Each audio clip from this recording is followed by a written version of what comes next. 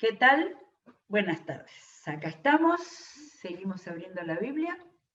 La Biblia se abre muchísimo en el canal de esta iglesia, ¿no es cierto? Todo el mundo que habla dice un versículo, lo pone, lo enseña, pero nosotros estamos leyendo la Biblia y leyendo en forma continuada, metiéndonos, ¿no? Ayer hablamos de rumiar y claro que sí, rumiar, ir para adelante y para atrás. Lo hice al preparar, vamos a seguir con la primera carta de Juan, lo hice y me doy cuenta que después al volver y mucho más al leerlo, volvemos a encontrar más cosas, vuelven a aparecer de repente una frase, de repente toda una idea, bueno, con lo que pasa con la lectura de la palabra. Por eso es que la cosa es leerla, no solo versículos sueltos, sino contenidos, aunque sean aparentemente fáciles y después, no digo difíciles, pero sí con mucho contenido. Eso es lo que me vuelvo a encontrar hacía tiempo. Hace unos años hemos hecho los grupos café, cuando teníamos estudios bíblicos de libros, hicimos la primera carta de Juan, 3 meses creo que fueron, fue mucho tiempo. Y la vuelvo a leer y sigo encontrando muchas, ya digo, frases, ideas, relaciones entre un pasaje, entre algo que el apóstol había dicho antes y vuelve. Y mucho que tiene que ver, o que son casi las mismas palabras que estaban en el Evangelio, que ya las dijo en el Evangelio. Pero bueno, vamos a ir leyendo, releemos el final del capítulo, no es el final, ¿no? Lo más sustancioso del capítulo 2 viene ahora. Pero recuerdo del versículo 12 al 14 esa tan diferente, por eso está escrito como si fuera en forma poética, esas expresiones de les escribo a ustedes, hijitos, les escribo a ustedes, padres, les escribo a ustedes, jóvenes. Leí algún comentario y un comentario que mencionaba otros comentarios y decía, la mayoría piensa que no es que estaba hablando a los padres y a los jóvenes, sino que estaba hablando a distintos niveles espirituales, ¿sí? A los más nuevos, que serían los jóvenes, y a los más maduros, ¿sí? Y después a todos en general.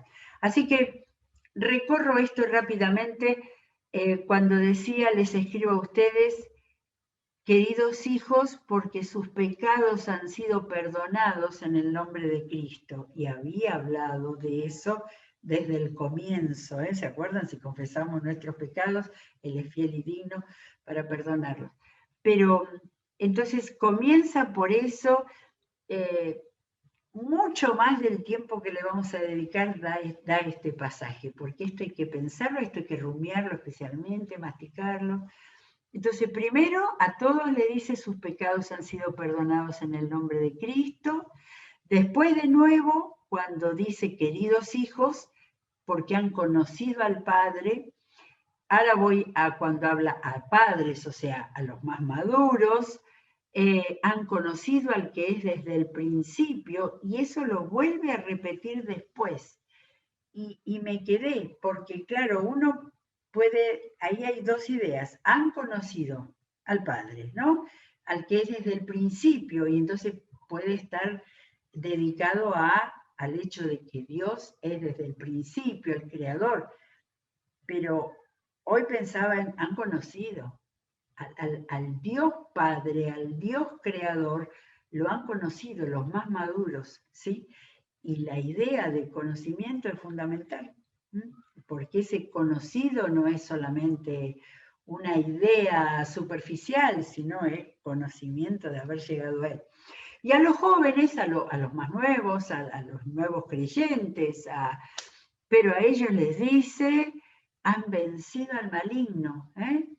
Ya había dicho para todos que han sido perdonados, pero han vencido al maligno. Y esta es la introducción de todo lo que se viene ahora acerca del maligno. De nuevo, al final dice, a los jóvenes son fuertes. Qué bueno eso, los más nuevos, los que han entrado hace poco en el conocimiento del Señor, quizás por edad, pero quizás por la época de la vida, pero dice que son fuertes, que la palabra de Dios permanece en ustedes, y repite, y han vencido al maligno. O sea, la palabra, quizás porque él está pensando mucho en los más nuevos espiritualmente al escribir esta carta llena de enseñanza. Lo de hoy le puse de nombre, el apóstol Juan instruye. Y entonces los alienta diciéndole que son fuertes, y él debe saberlo, que la palabra permanece y han vencido al maligno. De manera que esto va a seguir desgranándose en la instrucción. Voy a versículo 2.15, capítulo 2.15. No amen al mundo ni nada de lo que hay en él. Esto hay que entender el Evangelio, si no parece que, ¿cómo extraterrestres? Nada que ver. Si alguien ama al mundo, no tiene el amor del Padre. Entonces, ¿qué está hablando acá del mundo? Esto se explica como el sistema del mundo separado de Dios, que está bajo el poder del mal. Sí, a eso se refiere, no al planeta Tierra, no al lugar donde vivimos, sino a las cosas. Por eso está bueno eso, ¿no? El sistema, eso que está bajo el poder del maligno y que separa de Dios y que niega a Dios. Y entonces acá lo aclara. Bueno, primero dice que no tiene el amor del Padre. Fíjense cómo va avanzando. Ya en lo que leímos ayer, ya empezaba a hablar del que él ama al otro, y Juan se lo llama el apóstol del amor, ¿no? Por eso ahora empieza a intercalar el tema del amor, que lo va en el capítulo 3, ahí va a abrirlo, pero no, ni siquiera vamos a llegar hoy ahí. Entonces, el que ama al mundo no tiene el amor del Padre. Y vuelvo a donde hablaban, ¿no? De haber conocido al que desde el principio, al Padre. No tiene el amor del Padre, no porque el Padre no se lo quiere dar, porque no lo conoce. Entonces, ¿cómo es esto de amar al mundo? Nada de lo que hay en el mundo, versículo 16, y explica los malos deseos del cuerpo o de la carne, como dice Reina Valera, la codicia de los ojos y la arrogancia de la vida. ¿Cómo era que decía el diablo? Los catecismos de la Iglesia Católica, me olvidé. El diablo, el pecado y la carne, algo así. Pero no sé, acá está hablando, ¿no? A ver, de los bajos deseos, de los falsos valores, de los egoísmos, ¿no? Cuando habla de la arrogancia de la vida, de yo primero, yo lo que quiero, lo que deseo. Es fantástica esta descripción. Todo aquello lo que la Biblia llama la carne, la parte humana sin Dios. No es que la parte humana no sea buena, la parte humana sin Dios es el resumen o la exposición de lo que está hablando al hablando del mundo.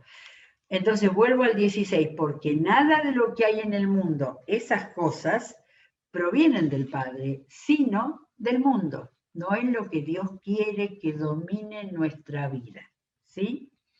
El mundo se acaba con sus malos deseos, pero el que hace la voluntad de Dios permanece para siempre. Esto tiene, es decir, es una base de confianza. Todas esas cosas que atraen, todas esas cosas que atrapan, todo eso que no pertenece de lo que Dios desea, que la vida de un creyente sea justificada, unida con Él en el amor del Padre, porque en nada de esto, es decir, esto es base doctrinal. Estos son los valores que el creyente tiene que tener en su vida, ¿no? No vivir bajo la codicia de los bienes materiales, ni pagado de sí mismo, ni arrogante, ni despreciando. Esos son los valores del cristiano. El mundo se acaba con sus malos deseos. Acá no está hablando del fin del mundo, pero está hablando de todas esas cosas que están dominadas por los malos deseos, se van a acabar porque acá dice pero es que se van a acabar. ¿Cuándo? El que hace la voluntad de Dios, que permanece para siempre.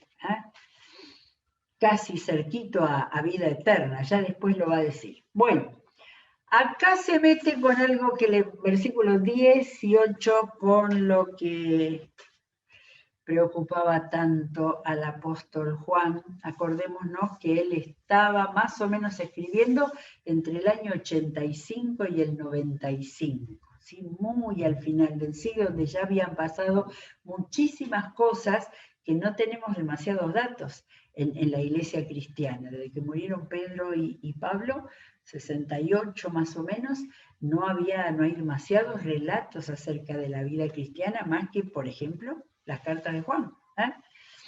Y entonces acá aparece: queridos hijos, esta es la hora final. Acuérdense que por palabras de Jesús, los creyentes del primer siglo creían que Jesús volvía pronto y volvía ahí cerca del siglo primero. Esta es la hora final, y así como ustedes oyeron que el anticristo vendría, muchos son los anticristos que han surgido ya. Bueno, acá esto ha dado una revolución en la vida posterior de la iglesia cristiana, discutiendo, poniendo el nombre de cuáles eran, tal era el anticristo. Pero acá vamos a tratar de entender, con lo que sabemos que nos inspira el Señor, el Espíritu que nos ayuda a leer la palabra. Muchos son los anticristos que han surgido ya. Entonces acá esto nosotros creo que lo entendemos más si hablamos de las herejías. Herejías, y acá vamos a tratar de descubrir de qué habla. Por eso nos damos cuenta que esta es la hora final. Evidentemente estaban muy preocupados por herejías que había ¿dónde? Adentro de la iglesia. Vamos a leer. Aunque salieron de entre nosotros, en realidad no eran de los nuestros. Si lo hubieran sido, se habrían quedado con nosotros. Su salida sirvió para comprobar que ninguno de ellos eran de los nuestros. Ojalá hubiera dado más datos, pero evidentemente eran cristianos que se transformaron en falsos maestros con herejías, con creencias que vamos a tratar de ver a ver si las entendemos acá. Todos ustedes, en cambio, y acá lo que quiere Juan no es atacarlos a ellos, a estos falsos maestros con herejías, sino quiere sostener a los cristianos. Todos ustedes, en cambio, han recibido unción del Santo. Acá esta palabra creo que no la habíamos visto en Pablo, unción del Santo. Unción, esa palabra nosotros la tenemos siempre relacionada con el Espíritu Santo, es decir, una obra especial del Espíritu Santo que ellos, no, iba a decir la habían visto, ellos no la vieron en Pentecostés, alguno muy, muy viejito podía haber estado en Pentecostés. Cierto que en Pentecostés hubo gente de los Gálatas, o de la gente que vivía más al norte, pero estos judíos que les está escribiendo son los del Asia Menor, los que hoy es Turquía, y bueno, yo no sé si habrían estado o no, pero la idea de la unción era muy fuerte, con aquella presencia del Espíritu Santo. Han recibido la unción del Santo de manera que conocen la verdad. ¿Sí? Acá tendríamos para ir a Juan 14, Juan 15 y Juan 16, cuando Jesús dijo, vendrá a ustedes, ¿sí?, el Espíritu Santo. No les escribo porque ignoren la verdad, sino porque la conocen y porque ninguna mentira proviene de la verdad. Acá vuelve Juan a las antítesis, mentira, verdad. Está plantando muy fuerte que esas herejías, que hasta ahora no sabemos exactamente de qué se trata, pero ellos sí, son mentiras, y para que un apóstol se pusiera así en esta enseñanza es que era muy grave el peligro sobre la iglesia cristiana. La conocen y ninguna mentira procede de la verdad. ¿Quién es el mentiroso sino el que niega que Jesús es el Cristo? Es el anticristo, el que niega al Padre y al Hijo. Ah, bueno, acá está grave la cosa, ¿sí? Y habla directamente del mentiroso. Claro que el mentiroso es el diablo, ¿no? Pero lo va a decir más claramente después, así que no me anticipo. Pero acá estaba que había un tema en estas doctrinas, que eran las de los gnósticos, ¿eh? No los agnósticos, que son los que hoy en día dicen que no, ni creen ni no creen porque no pueden, no se puede conocer a Dios. Pero estos eran los gnósticos, los que traían doctrinas en las cuales querían interferir en las enseñanzas cristianas. Está hablando de que niegan que Jesús es el Cristo, porque muchos de estas herejías decían que Jesús fue un hombre, carne, un gran maestro, uno que enseñó. Bueno, hoy día tenemos a los testigos de Jehová que se han quedado allí y que niegan la divinidad de Jesús. ¿Quién es el mentiroso? Dice, es el anticristo. A ese se llama el anticristo. Y ahí no está hablando de una persona, sino de muchas. Por eso se deduce de estos pasajes que no está, al menos pensando y escribiendo en una persona. A través de la historia de la humanidad y hasta ahora se le ha puesto la marca de anticristo a tal o cual persona, ¿sí? Después a poderes, después a influencias, y bueno, hay muchísimo escrito sobre eso. Pero simplemente Juan marca el que niega que Jesús es el Cristo y el que niega al Padre y al Hijo. ¿Sí? Cuando la enseñanza de Jesús acerca de que Él venía del Padre, que Él hacía las obras del Padre, que yo y el Padre una cosa somos, como lo escribió Juan. No tenemos tiempo en ir a cada una de las enseñanzas de Jesús mismo que Juan escribió. Como dije ayer de posibles fechas, primero escribió el Evangelio, pero quizás no mucho tiempo después empezó a escribir las cartas, las 3 cartas de Juan. Así que en el 23 reafirma lo que viene diciendo: todo el que niega al Hijo no tiene al Padre. El que reconoce al Hijo tiene también al Padre. De manera que ahí estaba el nudo de esta presencia de anticristo, anticristos. Incluso se dicen comentaristas como que no es contra el Cristo, sino estas herejías hacerse como el Cristo, ¿no? Por eso que la idea de anticristo es alguien que se pone el traje de Cristo sin haberlo sido. Vamos al 24. Permanezca en ustedes lo que han oído desde el principio. Lo marco especialmente porque eso me ayudó a entender lo que viene después, que es muy fácil de confundirse. Fíjense, permanezcan lo que han oído desde el principio y así ustedes permanecerán también en el Hijo y en el Padre. Recalca, recalca. Esta es la promesa que Él nos dio, la vida eterna. ¿Sí? Acá está agregando otro tema más. Es muy importante ir descubriendo cuando van apareciendo otros temas, ¿no? A ver, leo Juan 17:3, aunque sea en la oración de Jesús con el Padre, esa le tenemos que dedicar un programa entero a esa oración. 17:3, cuando habla con el Padre, le dice: y esta es la vida eterna, que te conozcan a ti, el único Dios verdadero, y a Jesucristo a quien has enviado. Evangelio de Juan 17:3. Entonces, y se está diciendo: permanezcan en el Hijo, en el Padre, y la promesa que nos ha dado, la vida eterna. O sea, ser hijos de Dios hasta el final, hasta la vida eterna. Estas cosas les escribo acerca de los que procuran engañarlo. Versículo 26. A Juan le dolía el engaño que estaba quizás comiendo alguna de las muchas iglesias de la zona de Asia Menor donde él estaba escribiendo. Pensando en la carta a los Gálatas de Pablo, que leímos hace poco, algunas de esas iglesias estaban en la zona de Galacia Sur, o sea que está también llegando a los Gálatas.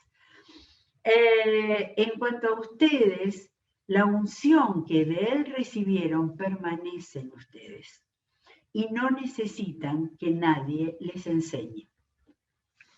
Acá está lo que decía antes. Y no necesitan que nadie les enseñe. Ah, bueno, ya con lo que entendí, lo que aprendí, lo que yo agarré. Ojo que antes había dicho, permanezca en ustedes lo que han oído desde el principio. Así que ahí está incluida la enseñanza de los apóstoles, lo que nos ha quedado en la palabra, toda la palabra, no lo dice, pero cuando dice no necesitan que alguien los enseñe, está hablando de esos nuevos maestros que pretendían meter una nueva doctrina. De ahí viene mucho el tema de la iluminación. Ellos pretendían tener una nueva iluminación, en la cual la divinidad de Cristo no estaba incluida. Y entonces empezaban ellos a explicar las cosas a su manera. En cuanto a ustedes, la unción que del recibieron permanece a ustedes y no necesitan que nadie de ellos les enseñe. Esa unción es auténtica, no es falsa. Acá tenemos otra dicotomía, auténtica, falsa. Y les enseña todas las cosas. Es como decir todo lo que está escrito, todo lo que yo, Pablo, Pedro y todo el Antiguo Testamento, todo lo que está escrito, eso es lo que va a enseñar. Y termina con la última oración, permanezcan en él tal y como Él les enseñó. ¿Sí? La palabra de Jesús que está en los evangelios, esa es la enseñanza que tiene que permanecer. Y acá me doy cuenta, 1, 2, 3, 4, desde el 24 al 27, 4 veces dice permanezcan. ¿Se acuerdan del Evangelio de Juan, capítulo 15, donde Jesús dice que permanezcan en él? Toma la misma idea, y les dice, es como les estuvieran diciendo, acuérdense que Jesús le decía, permanezcan en él. Bueno, y sigue en el 28, y ahora, queridos hijos, así que queridos hijos, por lo que dice anteriormente, es a todos, a los jóvenes y a los padres. Permanezcamos, acá se incluye, permanezcamos en él, para que cuando se manifieste podamos presentarnos ante él confiadamente, seguros de no ser avergonzados en su venida.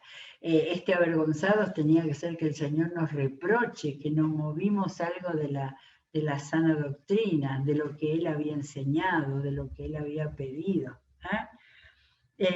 Pero me gusta que dice, cuando en ese momento que nos fue y nosotros que seguimos esperando, presentarnos ante Él confiadamente y seguros.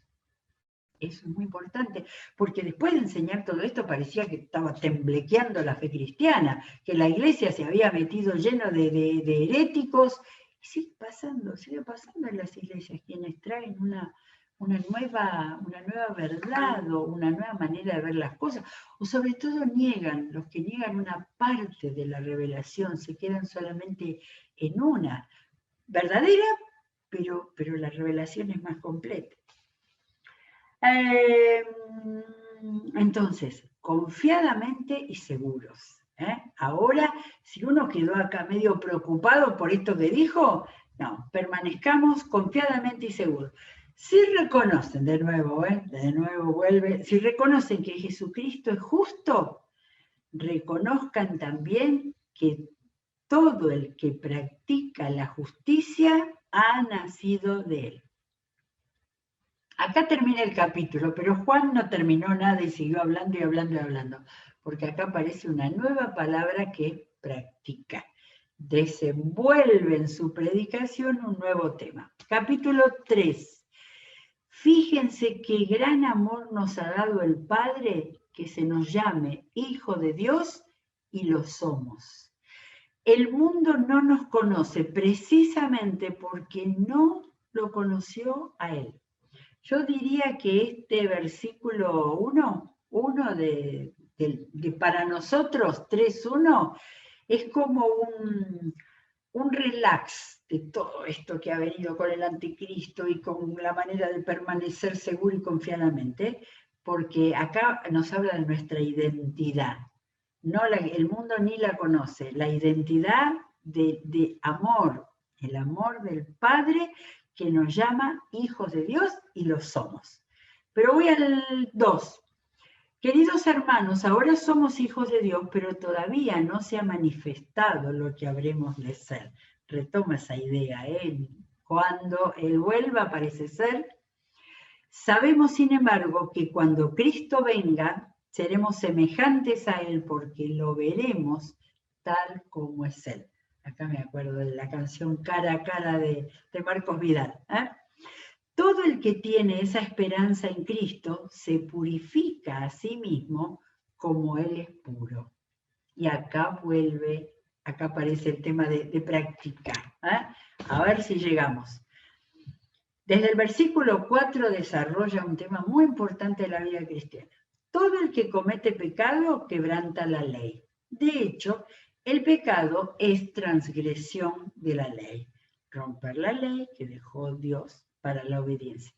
Pero ustedes saben que Jesucristo se manifestó para quitar nuestros pecados y Él no tiene pecado, ¿sí? Acá dos verdades, ¿no? El que peca quebranta la ley, pero Jesús se manifestó para quitar nuestros pecados y Él no tiene pecado. Entonces acá va a nosotros como cristianos. Versículo 6. Todo el que permanece en Él no practica el pecado, ¿sí? No me acuerdo cómo lo decía en Reina Valera, pero es más claro porque el otro parecía que, bueno, que no puede pecar nunca, y sabemos que sin pecado no ha existido más que Jesucristo, ¿sí? Entonces la idea de practicar, de vivir en pecado, de continuar practicándolo sin que nada lo detenga. Todo el que practica el pecado no lo ha visto ni lo ha conocido, ¿sí? Viene de decir que ustedes lo han conocido, que nosotros lo hemos visto, dice él. Queridos hijos, que nadie los engañe. El que practica la justicia es justo, así como Él es justo. El que practica el pecado es del diablo, porque el diablo ha estado pecando desde el principio. Acá, directamente, antes decía el maligno, pero ahora está hablando que el practica el pecado es del diablo, porque el diablo ha estado pecando desde el principio, y acá tenemos el relato del Génesis. El Hijo de Dios fue enviado precisamente para destruir las obras del diablo, para destruir, aún desde los primeros susurros. Ahora se usa mucho esa idea de susurros del diablo para incitar a pecar. Vino para destruir las obras del diablo. Ninguno que haya nacido de Dios practica el pecado, porque la semilla de Dios permanece en él. No puede practicar el pecado porque ha nacido de Dios. Esto hay que trabajar, esto hay que tenerlo bien en claro ante las permanentes ataques del diablo en un mundo que no conoce a Dios. Así distinguimos entre los hijos de Dios y los hijos del diablo. El que no practica la justicia no es hijo de Dios, ni tampoco lo es el que no ama a su hermano. Y Juan va enganchando tema con tema, porque lo que sigue ahora es donde Juan empieza a hablar de amar al hermano.